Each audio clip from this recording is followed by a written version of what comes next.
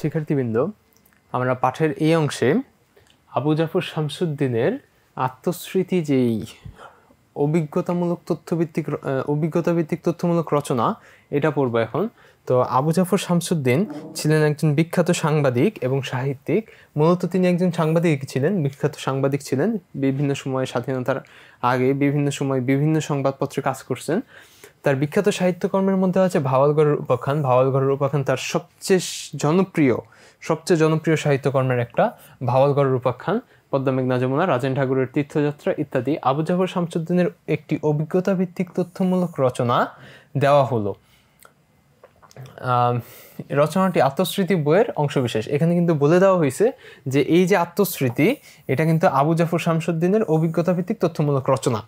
তো এইটা আমরা পার্ট 3 আবার পরবর্তীতে ব্যাখ্যা করব। আমাদের পাঠ্য বইয়ে একটা প্রশ্ন আছে যে কেন আত্মস্মৃতি অভিজ্ঞতা ভিত্তিক তথ্যমূলক রচনা, সেখানে কিন্তু আমরা ব্যাখ্যা করব যে কেন অভিজ্ঞতা ভিত্তিক তথ্যমূলক রচনা।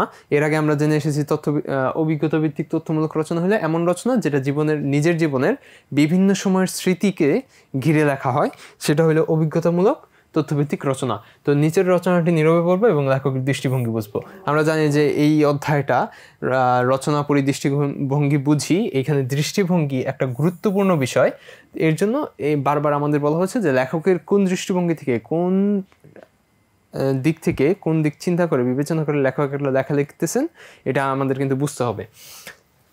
তো পরবর্তীতে যাই, আমরা রচনা শুরু করতেছি।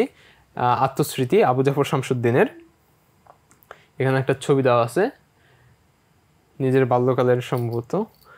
আচ্ছা, আমার গ্রাম আমাকে আজীবন আকর্ষণ করেছে। নিজের গ্রামের প্রতি ভালোবাসা প্রকাশ পাচ্ছে লেখকের। বাংলাদেশ চিরহরিতের দেশ। বাংলাদেশ চিরহরিতের দেশ। চিরহরিত মানে কি? চিরহরিত মানে চিরসবুজ, হরিত মানে সবুজ। চিরহরিত মানে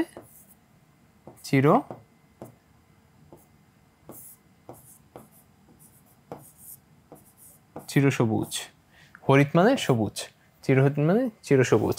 তবু মনে হয় আমার গ্রামের গাছপালা লতাপাতার মধ্যে কোথায় যেন আলাদা বৈশিষ্ট্য আছে। এই আলাদা বৈশিষ্ট্যটা কেন লাগতেছে? কারণ নিজের গ্রামের প্রতি সবারই, মানুষের সহজাত একটা প্রবৃত্তি যে নিজের গ্রামের নিজের জিনিসের প্রতি আকর্ষণটা বেশি থাকে। তো ভাওয়াল পরগনায় অবস্থিত আমাদের গ্রামটি বর্ষাকালে দুভাগে বিভক্ত হয়ে যায়।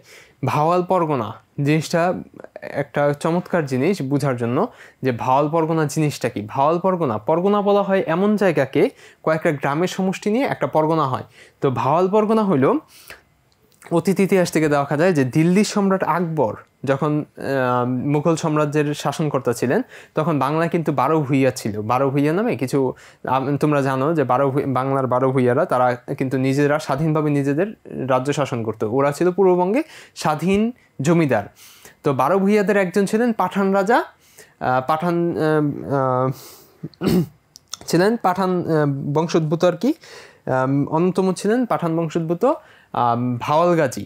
ভাওয়াল গাজীর নাম অনুসারে কিন্তু এই অঞ্চলটার মূলত গাজীপুরের একটা বিরাট অংশ নিয়ে ভাওয়াল পরগনা ছিল। গাজীপুর, ঢাকা আর টাঙ্গাইলের কিছু অংশ বিশেষ। তো এই অংশটা ভাওয়াল গাজীর নাম অনুসারে নামটা হয়েছে ভাওয়াল পরগনা। তো পরবর্তীতে ভাওয়াল গাজীর পরবর্তীতে চন্দ্রাল রাজবংশ যখন উৎখাত হয়, তখন ক্ষমতায় আসে গাজী বংশ। এই গাজী বংশের নাম অনুসারে কিন্তু বর্তমান যে গাজীপুর, এই অংশটার নাম গাজীপুর হয়েছে। তো গাজী বংশর নাম অনুসারে ভাওয়াল পরগনার অংশটার নাম হয়েছে গাজীপুর, কিন্তু ভাওয়াল পরগনার নামকরণ হয়েছে ভাওয়াল গাজীর নাম অনুসারে। ভাওয়াল রাজবংশ সম্পর্কে, ভাওয়াল জমিদারি সম্পর্কে কিন্তু অনেক ইতিহাস আছে এবং অনেক চমৎকার ইতিহাস। তো রাজা ভাওয়াল জমিদার ছিলেন রাজেন্দ্র নারায়ণ রায় চৌধুরী। উনি কিন্তু ভাওয়াল অনেক বিখ্যাত একজন জমিদার ছিলেন ভাওয়াল রাজবংশের। তার সময় পূর্ববঙ্গের দ্বিতীয় বৃহত্তম জমিদারি ছিল ভাওয়াল স্টেটটা ছিল পূর্ববঙ্গের দ্বিতীয় বৃহত্তম জমিদারি। আর প্রথমটা ছিল ঢাকার নবাবী স্টেট, যেটা থেকে নবাব সলিমুল্লাহ সহ নবাব ভিকুরুল মুলক ওরা যারা বের হয়েছেন, ওরা হলো যে ওরা ঢাকা নবাবী স্টেটের। তো পরবর্তীতে আবার ভাওয়াল রাজবংশের একটা অনেক ঐতিহাসিক একটা মামলা হলো ভাওয়াল সন্ন্যাসী মামলা, যেটা রাজা রাজেন্দ্র নারায়ণ রায় চৌধুরীর পুত্র রমেন্দ্র নারায়ণ রায় চৌধুরীর যে হঠাৎ করে নিরুদ্দেশ হয়ে যাওয়া, তার পরবর্তীতে যেই মামলাটা হয় আর কি। উনি হঠাৎ করে নিরুদ্দেশ হয়ে যান, সকলে জানে যে তার মৃত্যু হয়েছে, কিন্তু তার লাশ পাওয়া যায় না। পরে অনেক বছর পরে তিনি আবার ফিরে আসেন নিজের জমিদারি বুঝতে। তারপরে তিনি আর জমিদারি গ্রহণ করেন নাই। তারপরে ভাওয়াল রাজ যে জমিদারি ছিল এটা হয়ে গেছে আর কি, বিলীন হয়ে গেছে। তারপরে সরকারি তত্ত্বাবধানে ভাওয়াল এই জমিদারি স্টেটের যে জমি জমা ছিল এগুলো সরকারি তত্ত্বাবধানে ব্যবস্থা করা হচ্ছে। ভাওয়াল পরগনায় অবস্থিত আমাদের গ্রামটি বর্ষাকালে দুভাগে বিভক্ত হয়ে যায়। পশ্চিম ভাগটি হয়ে যায় একটি ছোট বিচ্ছিন্ন দ্বীপ। পশ্চিম অংশেই আমাদের ভিটেবাড়ি। ভিটেবাড়ি মানে বসতবাড়ি, ভিটেবাড়ি মানে বসতবাড়ি, মানে পশ্চিম অংশটা যেটা বিচ্ছিন্ন হয়ে যায় এটার ভিতরেই লেখকের বসতবাড়ি। গ্রামের পশ্চিমে বিশাল মাঠ, বর্ষায় বিরাট বেলাই বিলের সঙ্গে মিশে যায়। বেলাই একটা বিল, বিল মানে হইল স্রোতহীন বৃহৎ জলভূমি।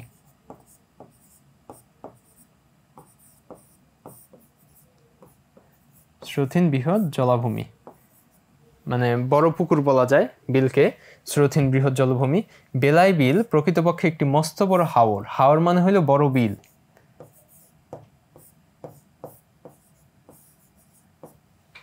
মানে স্রোতহীন বৃহৎ জলভূমির যেমন বিল, বড় বিলগুলোকে আবার বলা হয় হাওর। তো শীতকালে বোরো ধান হয়। বোরো ধান হলো যেই ধানটা বর্ষার পানি যখন ক্ষেত থেকে সরে যায়, যখন মাটি থেকে বর্ষার পানিটা সরে যায়, তখন যেই ধানটা বোনা হয় সেটা হলো বোরো ধান। তার মানে বর্ষার শেষ হলে যে ধানটা বোনা হয় এটা হলো বোরো ধান। তো বর্ষার পরে শীতকালে এই ধানটা হয় আর কি। মাঠের সর্বত্র বৈশাখ মাসে কয়েক বছর আগেও কালা আমন, ধলা আমন, খামার, বাজাল, কার্তিক শাইল প্রভৃতি ধান ছিটিয়ে বোনা হতো। আমন ধানটা হইল যখন বর্ষার পানি জমিতে বর্ষার আগে বোনা হয়, বর্ষার আগে আমন ধানটা বোনা হয়। বর্ষার পানিতে জমি সম্পূর্ণ ডুবে যায়, তারপরে এই আমন ধানটা হয় আর কি। তো আমনটা বর্ষার ধান বলা যায়। ছিটিয়ে বোনা ধান গাছগুলো লম্বা হয়, পানি বৃদ্ধি পায়, ছিটিয়ে বোনা ধান গাছগুলো লম্বা হয়। আষাঢ় মাসে বন্যার জলের সঙ্গে প্রবেশ করে শৈল, গজাল, বোয়াল, রুই, কাতলা প্রভৃতি মাছ। মানে এই যে বললাম যে বন্যার পানির ভিতরে এই গাছগুলো বড় হয়, তখন কিন্তু আবার বন্যার পানির সাথে এই মাছ প্রবেশ করে, বিভিন্ন জাতের মাছ প্রবেশ করে। তখন আবার গ্রামের লোকেরা কি করে, এই মাছগুলো তখন আবার শিকার করে। তো কোচ হইল একটা বাঁশের তৈরি একটা মাছ শিকারের যন্ত্র, এই বাঁশের তৈরি। এই যে এরকম থাকে, মাথাটা এরকম চোকা চোকা থাকে, চোকা করে কেটে নেওয়া হয় মাথাটা। তো এইটা দিয়ে এইভাবে মারলে পরে মাছের শরীরে লাগলে মাছ বিদ্ধ হয় আর কি, তারপরে মাছ ধরা হয়। এটা একটা শিকার কৌশল। কোচ, জুইতাও মাছ ধরারই যন্ত্র একটা বানায় নেওয়া হয় বাঁশ দিয়ে। প্রভৃতি অস্ত্র হাতে বেরিয়ে পড়ে গ্রামের মানুষ। গুড়ি গুড়ি বৃষ্টি, মাঝে মাঝে রোদের ঝিলিক। কোন্দা ও ডিঙি নৌকায় মাঠে যায়। কোন্দা, ডিঙি দুই ধরনের নৌকা। ডিঙি নৌকা হলো ছোট নৌকা। কাচ্চা ধানের সবুজ শীষ নাড়িয়ে মাছ দৌড়ায়। তখন শিকারী বুঝতে পারে যে ওই জায়গাটায় মাছ আছে। যখন শীষগুলো নড়ে কাঁচা ধানের, তখন বুঝতে পারে ওইখানটায় মাছ চলাচল করতেছে। ওইখানে কচুরিটা দিয়ে করে ঘা দিয়ে বিদ্ধ করে শিকারী।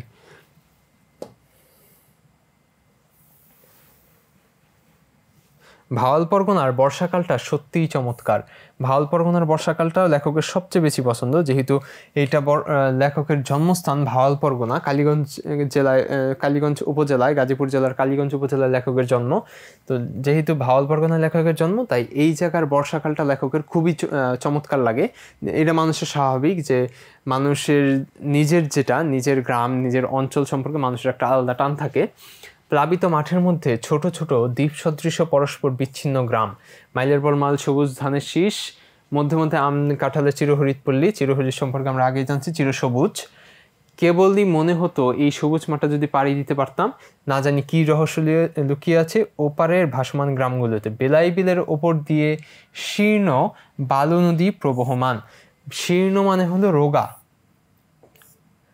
মানে চিকন, চিকন একটা বালু নদী প্রবাহমান। যে যখন বর্ষা শেষ হয়ে আসে, শীত যখন শুরু হইতে থাকে, তখন কিন্তু নদীর পানিগুলো কমতে থাকে, তখন একেবারে চিকন হয়ে যায় নদীর যে প্রবাহটা। এখানে প্রবহমান বানানটা খেয়াল করার, কারণ অনেকে প্রবাহমান লেখে, প্রবাহমান। প্রবাহ, প্রবাহমান বানানটা ভুল, প্রবহমান, আকার হবে না, প্রবহমান। তার পশ্চিম তীরে প্রতি শনি ও মঙ্গলবারে পুবাইলের হাট বসতো। পুবাইল গাজীপুরের একটা জনপ্রিয় জায়গা, বর্তমানে বিভিন্ন সিনেমা নাটকের শুটিং হয়, বিভিন্ন চিত্র ধারণ হয়, কিন্তু পূর্বে পুবাইল যেই হাটটা হইতো এটা খুবই বিখ্যাত একটা হাট ছিল গাজীপুরের পুবাইলের হাট। আমাদের গ্রাম হতে 6-7 মাইলের পথ, বর্ষায় নদী এবং বেলাই একাকার হয়ে যায়। ভাওয়াল পরগনার নানা স্থান হতে তরি তরকারি, কাঁঠাল, আনারস, পেয়ারা প্রভৃতি বোঝাই করে আসে সকাল শত শত নৌকায় পুবাইলের ঘাটে। এখনও পুবাইলের হাট হয়, কিন্তু আগের মতো অতটা জমজমাট হয় না, খুবই কম। ঢাকা নারায়ণগঞ্জে বড় বড় কঞ্জুরার নৌকায়, কঞ্জুরা হলো যেগুলো মালবাহী নৌকা, বড় বড় মালবাহী নৌকা, এগুলো কঞ্জুরার নৌকা বলে। নৌকায় নৌকায় কেনা বেচা, সে কি এলাহি কাণ্ড। এলাহি কাণ্ড মানে বিরাট কাণ্ড। আমার গ্রামের ফরে ব্যাপারীরা সন্ধ্যারাত্রি নৌকা বোঝাই করত। ফরে ব্যাপারী মানে কি? ফরে ব্যাপারী মানে হলো ফরিয়া ব্যাপারী, যেই কথা ফরে ব্যাপারী একই কথা। ওরা কি করে? ওরা হলো পাইকারি ব্যবসায়ী আর কি। ওরা কৃষকের কাছ থেকে কম দামে কিনে নিয়ে যায়, কিনে নিয়ে পরে হাটে গিয়া যে ক্রেতা থাকে সাধারণ মানুষ, তাদের কাছে বেশি দামে বিক্রি করে। অনেকটা দালালের মতো আর কি, যে একজনের কাছে কমে কিনে নেয়, পরে অন্য আরেকজনের কাছে বেশি দামে বিক্রি করে। এদের বলা হয় ফরে ব্যাপারী, ফরে বা ফরিয়া, ফরে বা ফরিয়া, ফরিয়া।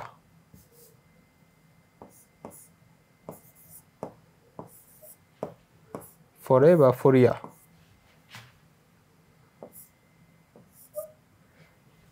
ফরে বা ফরিয়া মানে পাইকারি ব্যবসায়ী, পাইকারি।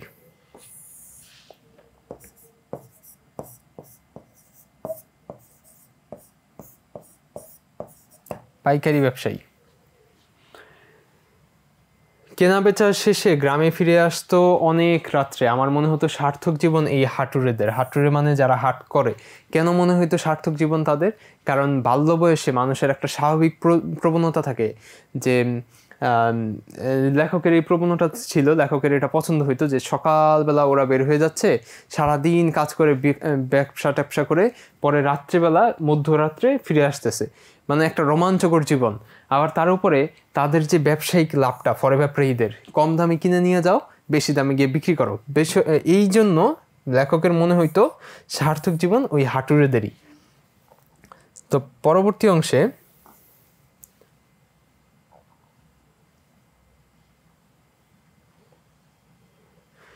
ছইহীন ডিঙি নৌকায় চড়ে পুবাইলের হাটে যাওয়ার বায়না ধরেছি। ছইহীন মানে হলো ছাদহীন, ছাদহীন নৌকা থাকে না এইরকম, আমাদের ট্রেডিশনাল নৌকাগুলো যেরকম এই যে এই ছাদটা থাকে না, এই ছাদটা ছইহীন ডিঙি নৌকায় থাকে না, শুধুমাত্র এইরকম থাকে, এখানে মানুষ বসে, এই কোনো ছাদ থাকে না, এগুলোকে বলে ছইহীন ডিঙি নৌকা, ছাদহীন। ছাদহীন। বাবা ওই হাটে কদাচিৎ যেতেন, অন্যদের সঙ্গে যাওয়ার অনুমতি দিতেন না। কেন দিতেন না? নৌকা ডুবি হলে রক্ষা নেই, একা ছাড়তেন না। বেলাই সম্বন্ধে নানা উপকথা প্রচলিত ছিল। উপকথা মানে লোককথা, যেগুলা গল্প, যেগুলা মানুষের মুখে মুখে হয়, মুখে মুখে বলে আর কি, বিভিন্ন ধরনের গল্প। আমার দাদি বলতেন এককালে নাকি বেলাই এবং শীতলক্ষা গাজীপুরের আরেকটা বিখ্যাত নদী, গাজীপুরের নদী আর কি, শীতলক্ষা, বেলাই এবং শীতলক্ষা একাকার ছিল। বৈরা গ্রাম হতে পলাশ পর্যন্ত, পলাশ জায়গাটা নরসিংদীতে, পলাশ পর্যন্ত প্রায় 8 থেকে 10 মাইল ছিল খেয়া নৌকায় পাড়ি। রাজা ছিলেন ঠাটকা ডোসকা নামে জৈনিক আদিবাসী।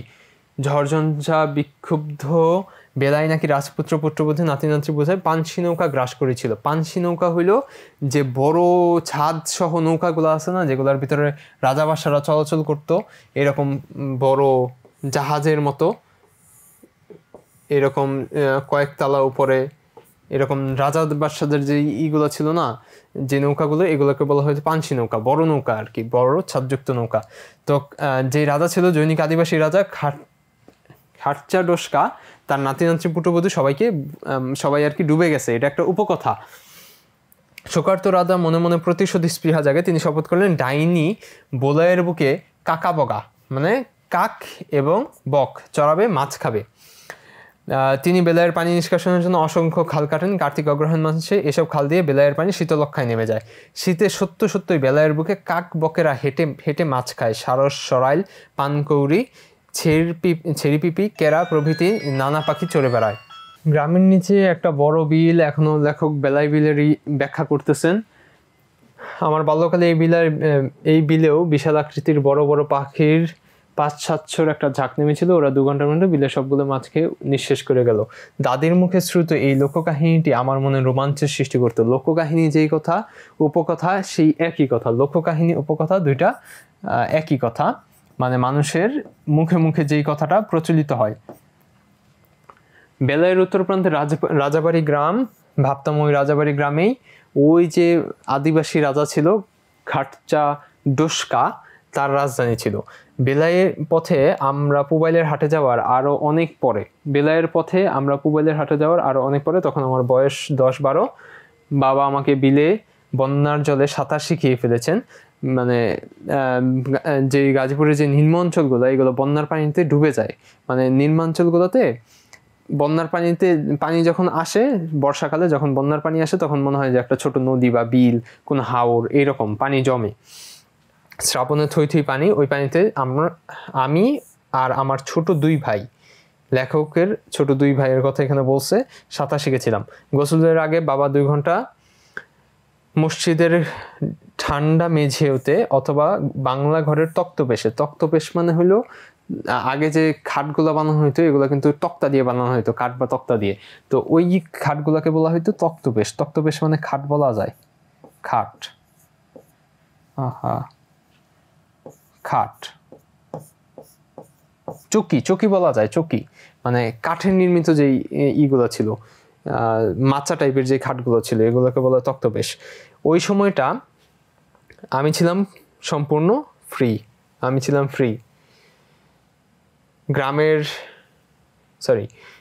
পাড়ার ডানপিটে ছেলেদের সঙ্গে সাঁতার কাটতে বিলে নামতাম। ডানপিটে মানে দুরন্ত বা সাহসীদের বলা হয়তো ডানপিটে বলা হয় আর কি, সাহসী, দুরন্ত বা সাহসী। ঘন্টা 2 ঘন্টা ঝাপুরি খেলা চলতো। ঝাপুরি মানে ঝাঁপ খেলা, ঝাঁপ দিয়ে যেই খেলা হয় এটাকে বলে ঝাপুরি।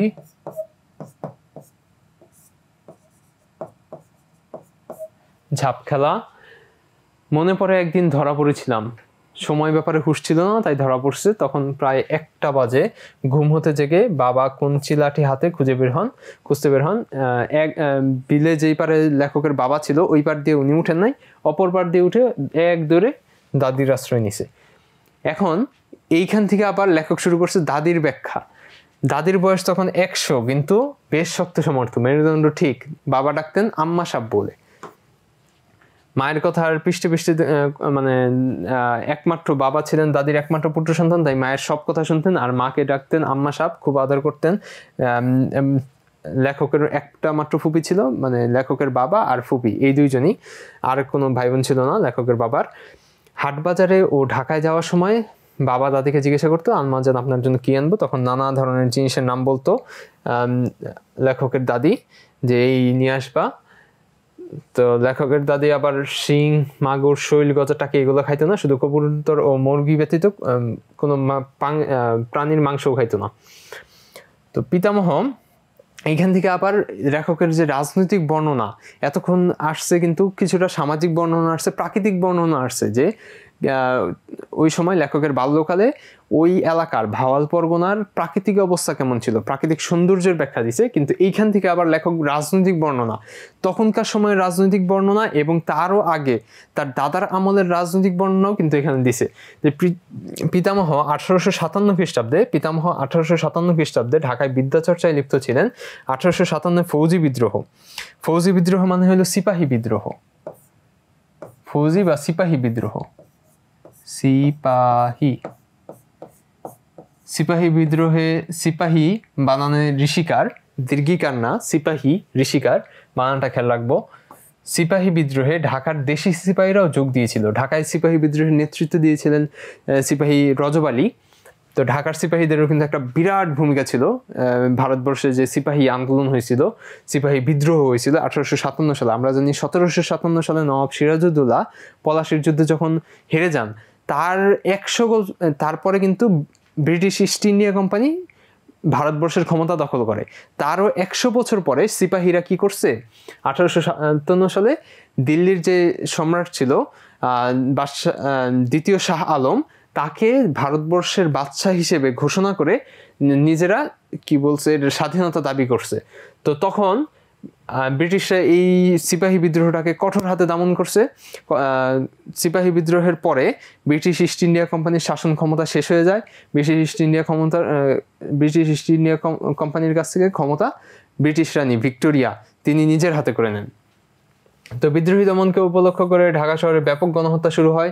কারণ ঢাকা শহরে যেহেতু সিপাহীরা আন্দোলনে সামিল হয়েছিল, এর জন্য গণহত্যা শুরু হয়েছে। শুনছি লালবাগ কেন্দ্র এবং সন্নিহিত এলাকা ঘেরাও করে তোপ দাগা হয়। তোপ দাগা মানে হলো কামান গুলি করা, কামান দিয়ে গুলি করা। তো তোপ দাগা হয় মানে কামান দিয়ে গুলি করা।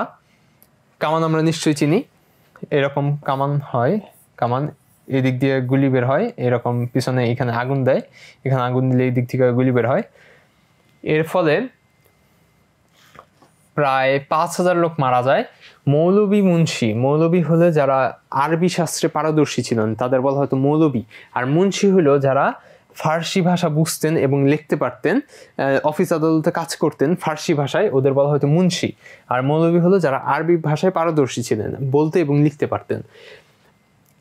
ইংরেজদের বিশেষ লক্ষ্য ছিল, কারণ ইংরেজরা মনে করতো এই যে মুসলিম জনগোষ্ঠী, ওরা আমাদের আজ্ঞাবহ থাকতে চায় না। কারণ মুসলিম জনগোষ্ঠী কিন্তু শুরু থেকেই যেই ইংরেজি শিক্ষা এটা কিন্তু বর্জন করে আসছে। আর তার উপরে সেই সময়ে বাংলার সমাজ সংস্কারে মুসলমানদের একটা বিরাট অবদান ছিল। তো ওরা কি করতো, যখন ধর্ম সংস্কার করতেছে একই সাথে রাজনৈতিক আন্দোলনকেও কিন্তু উৎসাহিত করতেছে। তার জন্য ইংরেজদের বিশেষ লক্ষ্য ছিলেন মৌলবী মুন্সিরা। ওদের পেলেই ফাঁসি কাস্টে ঝুলানো হতো। আনটা ঘর ময়দানে বাহাদুর শাহ পার্ক গাছগুলোতে ঝুলিয়ে রাখা হতো অসংখ্য মানুষ। আনটা ঘর ময়দান কি, ঢাকার যে আরমানিটোলার পুরান ঢাকার আরমানিটোলায় একটা বিলিয়ার্ড ক্লাব ছিল। তো বিলিয়ার্ড ক্লাবে যেই খেলা হইতো, এটাকে যেই ছিল বল ছিল, বিলিয়ার্ড যেই বল দিয়ে খেলা হয় বিলিয়ার্ডটা। তো বিলিয়ার্ড খেলা হইলে পুল খেলা আর কি, ওই যে বলকে লাঠি দিয়ে এভাবে ধাক্কা দিয়ে গোলে ফেলা হয়, তোমরা নিশ্চয়ই জানো। তো বিলিয়ার্ড খেলায় যে বলটা ছিল, স্থানীয়রা এই বলটাকে বলতো আন্ডা বা আন্টা। সেইখান থেকেই এই জায়গাটার নাম হয়েছে আন্টা ঘর, ওই জায়গাটার নাম হয়েছে। পরবর্তীতে এই 1857 সিপাহী বিদ্রোহের পরে 1858 সালে যখন ব্রিটিশ রানী ভিক্টোরিয়া ভারতবর্ষের ক্ষমতা দখল করে, তারপরে এই আন্টা ঘর ময়দানের নাম হয়েছে ভিক্টোরিয়া পার্ক। ভিক্টোরিয়া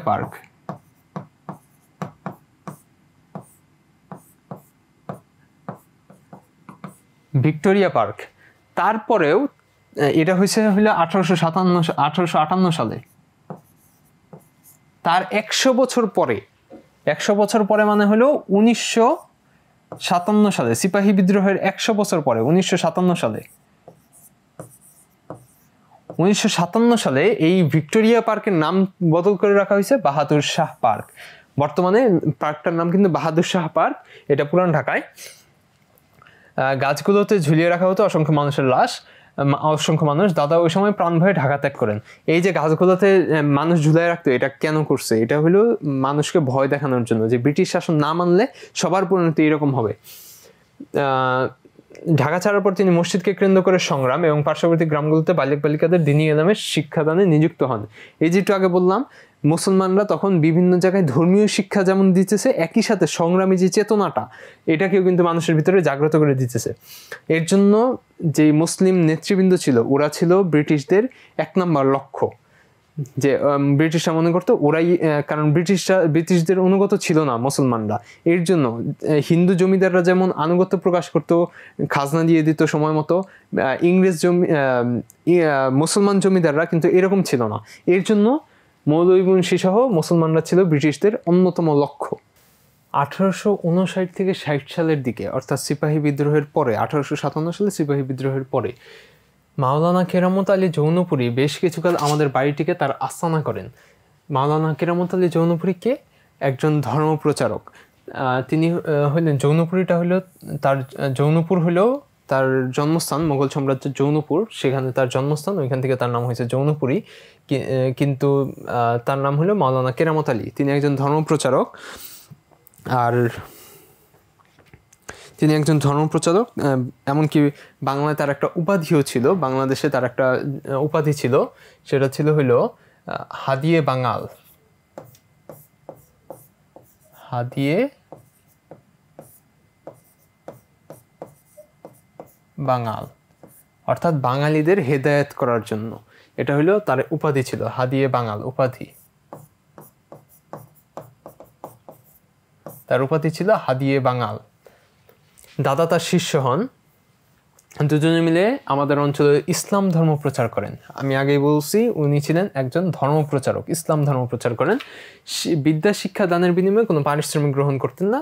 ওইটা মুসলমানদের ওই সময়ের ছিল, সংগ্রামকালীন একটা চেতনা ছিল যে আমরা ইসলাম শিক্ষা প্রচার করব, অনেক বেশি প্রচার করব, কিন্তু কোনো পারিশ্রমিক নেব না। বাবাও এই ঐতিহ্য রক্ষা করেন। আমার বাল্যকালে বহু ছাত্রছাত্রী তার কাছে পড়তে আসতো। বাবার কাছে শুনেছি দাদার ব্যক্তিগত লাইব্রেরিতে 300 কিতাব ছিল। তারপরে লাইব্রেরির ব্যাখ্যা দিছে, আমার বাল্যকালে 70টি কিতাব ছিল, তার মধ্যে একটি ছিল আরবি অক্ষরে লিখিত বাংলা কিতাব। 1919 সালের 12 ঘণ্টাব্যাপী ভয়াবহ ঝড়ে টিনের চাল উড়িয়ে নিয়ে যায়। এখানে লেখক কিন্তু একটা তথ্য দিছে, যেহেতু এটা অভিজ্ঞতাভিত্তিক তথ্যমূলক রচনা, সেহেতু লেখকের এই ধরনের তথ্য প্রকাশ, এই ধরনের তথ্য ব্যাখ্যা করা, বিশ্লেষণ করা, এটা কিন্তু স্বাভাবিক। এর জন্য কিন্তু আমরা এটাকে বলতেছি অভিজ্ঞতাভিত্তিক তথ্যমূলক রচনা। আমরা মসজিদে আশ্রয় গ্রহণ করি, সারা রাত ব্যাপী ঝড় বৃষ্টিতে পিতামহের স্মৃতি বিজড়িত কিতাবগুলো প্রায় নষ্ট হয়ে যায়। উর্দু কাসাসুল আম্বিয়া গ্রন্থটি পিতামহের লাইব্রেরিতে একমাত্র নিদর্শন রূপে আমার কাছে আছে। এতক্ষণ কিন্তু লেখক নিজের পিতামহ মানে বাবা দাদাদের কথা বর্ণনা করছেন, তাদের যে পারিবারিক একটা ঐতিহ্য সংগ্রামের, এই সিপাহী বিদ্রোহের সময় থেকে 1857 সালের পর থেকে এগুলো কিন্তু বর্ণনা করছেন। তারপরে 1919 থেকে 2021 কংগ্রেস খেলাফত আন্দোলনের সময় আমাদের গ্রামের উত্তর দিকে একটা বড় চত্বরে এক বিশাল জনসভা হয়। কংগ্রেস খেলাফত আন্দোলনটা কি? কংগ্রেস মানে ভারতীয় জাতীয় কংগ্রেস, আর খেলাফত আন্দোলনটা হইল প্রথম বিশ্বযুদ্ধের পরে যখন তুরস্কের উসমানীয় সাম্রাজ্য, ব্রিটিশরা যখন একটা চুক্তি ছিল, দ্য ট্রিটি অফ সেভারিস, বা বাংলায় বলে সেভার্স চুক্তি বা এই টাইপ কিছু, ওই চুক্তির মাধ্যমে তুরস্কের যে উসমানীয় খেলাফত ছিল, উসমানীয় যে সাম্রাজ্য ছিল, অটোম্যান সাম্রাজ্য, এটা কিন্তু ভেঙে দিছে। এটা ভেঙে দিয়ে এটার উপর কিছু নিষেধাজ্ঞা দিছে। কিন্তু যেই সুন্নি মুসলমানরা ছিল ভারতবর্ষ সহ বিভিন্ন জায়গায়, তারা কিন্তু উসমানীয় সাম্রাজ্যকে নিজেদের ধর্মীয় আধ্যাত্মিক প্রধান বলে মানত, নিজেদের খলিফা বলে সম্মান করত। তো এর জন্য ভারতবর্ষে কিন্তু মুসলমানদের ভিতরে এই খেলাফত আন্দোলনটা ছড়িয়ে পড়ে, শুধুমাত্র তুরস্কের খেলাফত, উসমানীয় সাম্রাজ্যের মর্যাদা রক্ষার জন্য। আর কংগ্রেস যেই আন্দোলনটা করে মুসলমানদের সাথে মিলে, মুসলমানদের খেলাফত আন্দোলনের সাথে মিলিয়ে, কংগ্রেস ওই সময় ভারতবর্ষে শুরু করে স্বদেশী আন্দোলন। এই স্বদেশী আন্দোলনের মূল কথা ছিল যে আমরা ব্রিটিশ পণ্য, বাইরের সকল পণ্য পরিহার করব, আমরা শুধুমাত্র দেশের উৎপন্ন জিনিসগুলো ব্যবহার করব। এটা হলো স্বদেশী আন্দোলন ছিল কংগ্রেসের, আর খেলাফত আন্দোলন ছিল মুসলিমদের। এই সময়ে এখানে কিন্তু আবার আমরা দেখতে পারি হিন্দু মুসলমানদের যে মিলিত সংগ্রাম, যে ঐতিহাসিক সত্য, হিন্দু মুসলমানের মিলিত একটা সংগ্রাম ভারতবর্ষের ইতিহাসে, এটা কিন্তু এখানে দেখা যায়। সেই সময় আমাদের গ্রামের উত্তর দিকে একটি বড় চত্বরে বিশাল জনসভা হয়। বাবা সেই স্বদেশী জনসভায় সভাপতিত্ব করেছিলেন। এই যে স্বদেশী কথাটা আসছে, স্বদেশী জনসভা, এটা কিন্তু কংগ্রেসের উদ্যোগে। সবাই জৈনিক পাগড়িধারী মুসলিম বক্তার মুখে আমি সর্বপ্রথম জালিয়ানওয়ালাবাগের হত্যাকাণ্ডের বিষয়ে জানছি। জালিয়ানওয়ালাবাগের হত্যাকাণ্ডটা কি?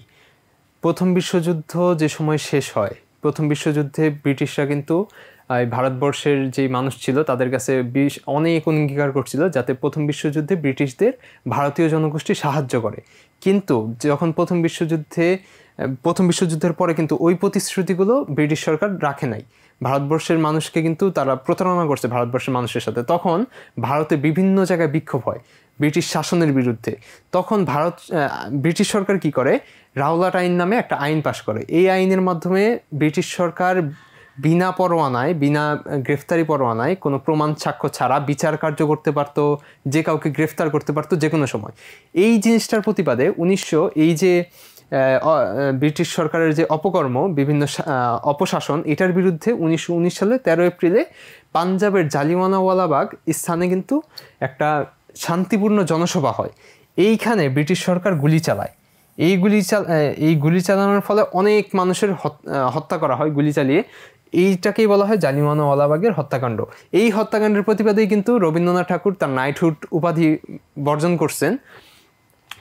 এবং ব্রিটিশ ব্যুরোক্রেসি মানে হলো আমলাতন্ত্র। সরকারি প্রশাসনের যেই মানুষরা কাজ করে, যে কর্মকর্তারা থাকে, তাদের বলা হয় আমলাতন্ত্র হইল এমন একটা পর্যায়ে, শাসন পর্যায়ের এমন একটা প্রক্রিয়া যেখানে আমলাদের হাতে, মানে সরকারি কর্মকর্তাদের হাতে রাষ্ট্রীয় প্রশাসনের বেশিরভাগ ক্ষমতা পুঞ্জীভূত থাকে।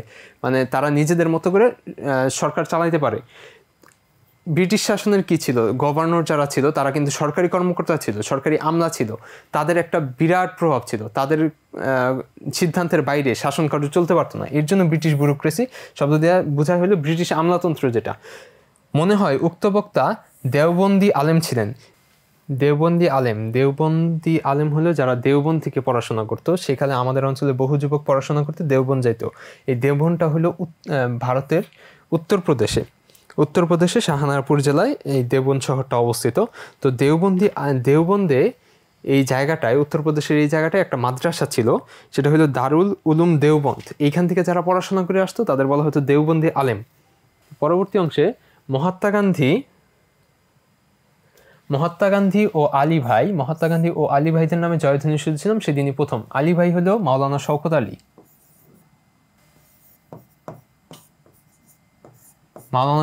খেলাফত আন্দোলনের একজন অন্যতম নেতা।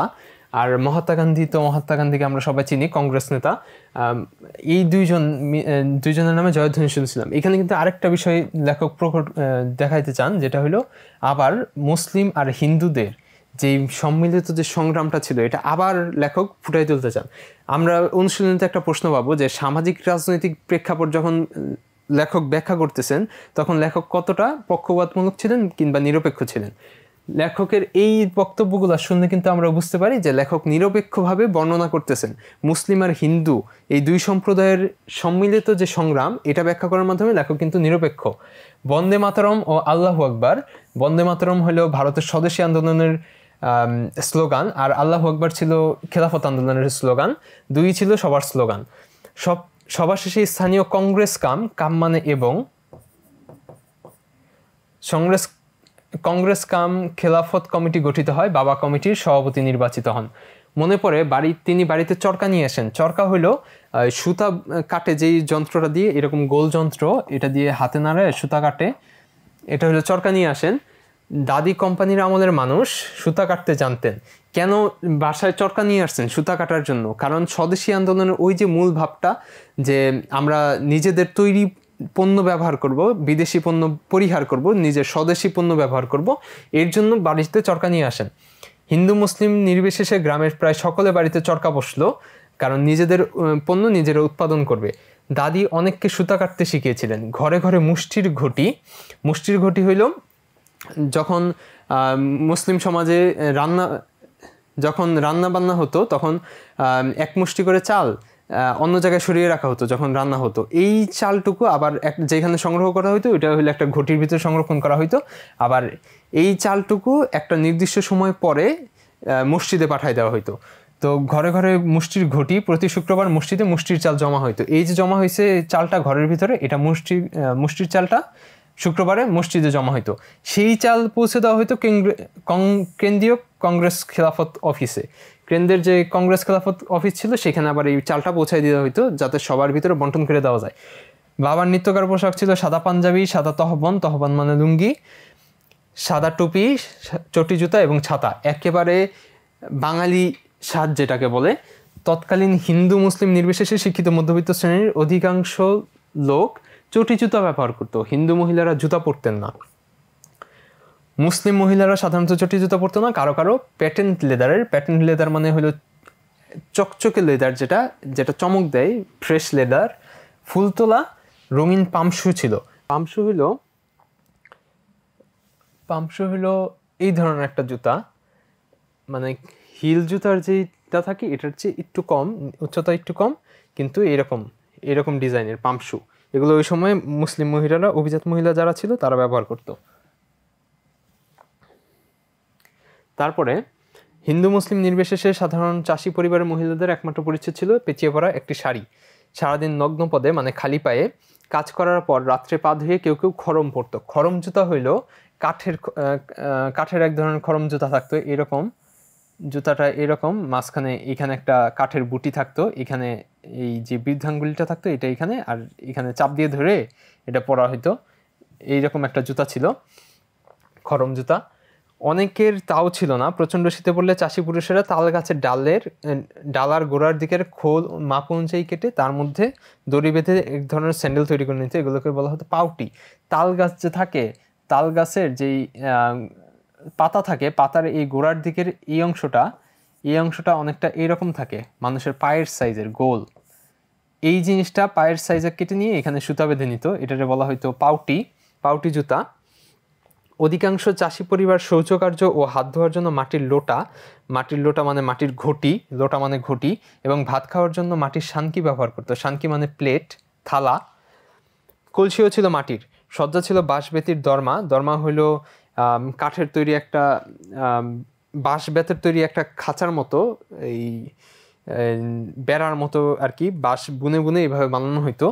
এরকম ছিল, এরকম বাঁশ আর বেত দিয়ে বুনে এরকম বানানো হইতো। এটার উপরে শুইতো মানুষ, বাঁশ বেতের সজ্জা ছিল। শীতকালে দরমার নিচে খড়কুটো, এটার নিচে খড়কুটো আর দরমার উপরে কাঁথা বিছানো হইতো, কাঁথা বিছানো শোয়া হইতো শীতকালে। আমাদের বাড়িতে কেরোসিনের কুপি জ্বলতো। কুপি হইলো তেল দিয়ে আগুন ধরায় যেই ইটা জ্বালানো হয় আলো পাওয়ার জন্য, তেল দিয়ে এরকম দেখতে অনেকটা, এটার ভিতরে তেল থাকে, এইখান দিয়ে একটা কাপড় দিয়ে একটা সুতা বানানো হয়, এইখানে আগুন ধরায় দেয়, এটা হইলো কুপি। ঝড় বাদলার রাত্রির জন্য একটি ল্যান্টার্নও ছিল। ল্যান্টার্ন হলো আলো দেওয়া হয় যেটা ট্রেন লাইন চালানোর জন্য, ট্রেনের অধিকাংশ ক্ষেত্রে ব্যবহার করা হয়। অধিকাংশ লোকের বাড়িতে রুহুইনা গাছের বিচি হতে সংগৃহীত তেলের প্রদীপ জ্বলতো। এই প্রদীপের নাম ছিল মুছি।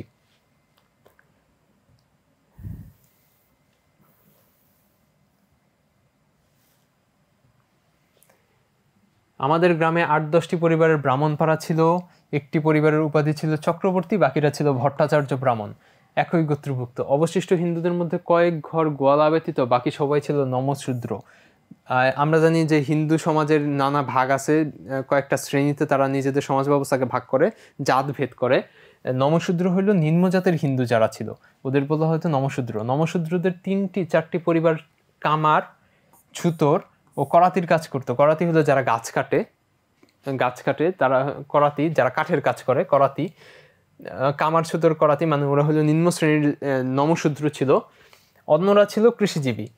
গোয়ালাদের মধ্যে একটি পরিবারের এবং একটি নমশূদ্র পরিবারের বহু জমি জমা ছিল।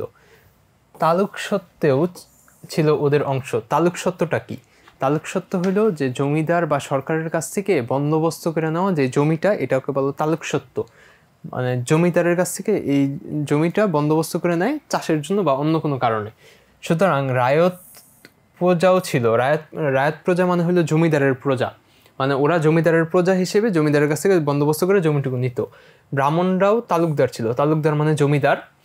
খাস খামারের জমিও ছিল ওদের। ওরা নিজে চাষবাস করতো না। খাস খামার জন্য নমশূদ্র, খাস খামারের জমিদারও ছিল ওদের, মানে কাদের ছিল? তালুকদারদের খাস খামারের জমি, কিন্তু ওরা নিজে চাষবাস করতো না। জমিদাররা অবশ্যই নিজে চাষ করতো না। খাস খামারের জমি নমশূদ্র ও মুসলমান চাষি বর্গা করতো। বর্গা মানেটা কি? বর্গা হইল যে একটা জমি অন্য কাউকে দেওয়া চাষের জন্য, পরে যেই উৎপন্ন ফসলটা হবে এটার কিছু অংশ, এটা উৎপন্ন ফসলটা ভাগ করে নেওয়া, কিছু যেই ফসলটা হবে ওইটা যে চাষ করতেছে ওই কৃষককে দেওয়া, আর কিছুটা যার জমি সে নেয়। এটাকে বলে বর্গা চাষ। অধিকাংশ ব্রাহ্মণ পরিবারের সুদি কারবার ছিল। অনাদায়ী রেহানি ঋণের দায়ে মুসলমান এবং নমশূদ্র চাষিদের জমি সুদখোর ব্রাহ্মণ পরিবারগুলো অধিকারে চলে যাচ্ছিল। রেহানি ঋণটা কি? রেহানি ঋণ হলো বন্ধক ঋণ। যখন কেউ কোনো কিছু ঋণের জন্য যখন কোনো কিছু বন্ধক রাখে তখন ওইটাকে বলে রেহানি ঋণ। মানে যদি কেউ কোনো কিছু টাকার জন্য নিজের বাড়িটা যদি বন্ধক রাখে, যে যদি আমি টাকাটা শোধ করতে না পারি তাহলে আমার বাড়িটা তোমার হয়ে যাবে, এইভাবে যেই ঋণের চুক্তিটা করা হয় এটাকে বলে রেহানি ঋণ। চক্রবৃদ্ধি হারে সুদ দেওয়া হতো। চক্রবৃদ্ধি হারের সুদটা হলো যেই সুদের হার দিন দিন বাড়তে থাকে, একটা নির্দিষ্ট সময় পর পর বাড়তে থাকে, সেটা হলো চক্রবৃদ্ধি সুদ। 30-এর দশকে, মানে 30-এর দশক মানে 1920 থেকে 30, 30-এর দশকে ঋণ সালিসি বোর্ড হওয়ার পূর্ব পর্যন্ত উক্ত অর্থনীতির বিরুদ্ধে কোনো প্রতিকার ছিল না। ঋণ সালিসি বোর্ড হওয়ার পরে ঋণের যে ঝামেলা, যে চক্রবৃদ্ধি হারের যে সুদের ঝামেলা, জমি অধিগ্রহণের ঝামেলা, পরে রেহানি ঋণের দায়ে যে মুসলমান ও নমশূদ্র চাষিরাদের জমি জমা যে সুদখোর ব্রাহ্মণ পরিবারের হাতে চলে যাচ্ছিল, এই সব সমস্যার সমাধান হয় ঋণ সালিসি বোর্ডের মাধ্যমে। মুসলমানদের মধ্যে প্রায় সকলের পেশা ছিল স্বহস্তে জমি চাষ অথবা জনমজুর। মানে ওরা প্রায় সকল মুসলমানই এই চাষবাস কিংবা নিম্ন শ্রেণীর যে কাজগুলো ছিল এগুলো করতো। জমিদার ছিল ব্রাহ্মণ পরিবারের। বর্ষায় অবসরকালটা কেউ কেউ পাট এবং তরিতরকারির কারবারের করতো। এইখানে লেখকের একটা দৃষ্টিভঙ্গি হলো যে বর্ষার মানে প্রকৃতি কিভাবে মানুষের যেই জীবন ব্যবস্থা, জীবন জীবিকা, এটা কিভাবে নিয়ন্ত্রণ করে, এই জিনিসটা এখানে দেখাইছে। যে বর্ষার অবসরকালটায়, যে বর্ষার যে অবসর, যখন বর্ষার চারদিকটা পানিতে থই থই করে, তখন তারা কি করতো, কেউ কেউ পাট এবং তরিতরকারির কারবার করতো। পাটের মৌসুমে একটি পরিবার বাকরখানি রুটি তৈরি করে ফেরি করতো। বাকরখানি এক ধরনের রুটি। বাংলাদেশের পুরান ঢাকার বাকরখানি অনেক বিখ্যাত। মনে করা হয় যে যে মুঘল সেনাপতি ছিল বাকর খান, তার নাম অনুযায়ী বাকরখানির নাম করা হয়েছে রুটিটার। এটা এক ধরনের রুটি, ছোট রুটি, গোল রুটি, শক্ত একটু। গৃহস্থ গৃহিণীর পাটের বিনিময়ে বাকরখানি রুটি এবং বেদিনীদের কাছ থেকে রেশমি চুরি রাখতো। বেদিনী হলো যারা সাপের খেলা দেখাইতো, সাপের বিষের ব্যবসা করতো, শিকড়ের ব্যবসা করতো, ওরা হইলো বেদিনী, থেকে রেশমি চুরি রাখতো। রেশমি এক ধরনের চুরি, অনেক রঙিন এক ধরনের চুরিকে রেশমি চুরি বলে। গ্রামের লেখাপড়ার চর্চা বিশেষ ছিল না মুসলমানদের মধ্যে। একমাত্র আমার পিতাই মোটামুটি শিক্ষিত লোক। এইখানে কিন্তু লেখকের আবার আরেকটা দৃষ্টিভঙ্গি আমরা পাই, যেটা হলো যে মুসলমান সমাজে কিন্তু ওই সময় শিক্ষার হার অনেক কম ছিল, নিরক্ষর লোক অনেক বেশি ছিল। তিনি বাংলা ছাড়া উর্দু এবং ফার্সি বলতে পারতেন। উর্দু ফার্সিটা মুসলমানদের ভিতরে খুব বেশি প্রভাব ফেলতো। উর্দু এবং ফার্সি ভাষা জানলে মুসলমানরা নিজেদের অনেক বেশি শিক্ষিত মনে করতো। মানে ওই সময় মুসলমান সমাজের শিক্ষার মাপকাঠিটাই ছিল উর্দু এবং ফার্সি ভাষা জানা। আমার মা বাংলা বইপত্র পড়তে পারতেন কিন্তু স্বাক্ষর লিখতে পারতেন না। আমার ফুপুও বাংলা, উর্দু, ফরাসি বলতে পারতেন, লিখতেও পারতেন। মুসলমান সম্প্রদায়ের বাকি অধিকাংশই ছিল নিরক্ষর।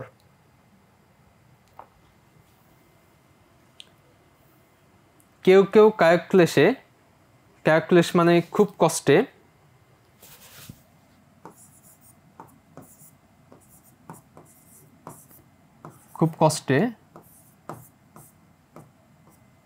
খুব কষ্টে নাম স্বাক্ষর করতে এবং পুঁথি পড়তে পারতো। পুঁথি হইল এক ধরনের বই, অনেকটা ছড়ার মতো পড়া হয়, একটার পর একটা এইভাবে পড়া হয়। সমাজে পুঁথি পড়ুয়ারদের বিশেষ সম্মান ছিল। আমির হামজা, সয়ফুল মুলক ও বদিউজ্জামান, সোনাভান, এগুলো হলো সবই বিখ্যাত পুঁথি। প্রভৃতি পুঁথি বিশেষ জনপ্রিয় ছিল।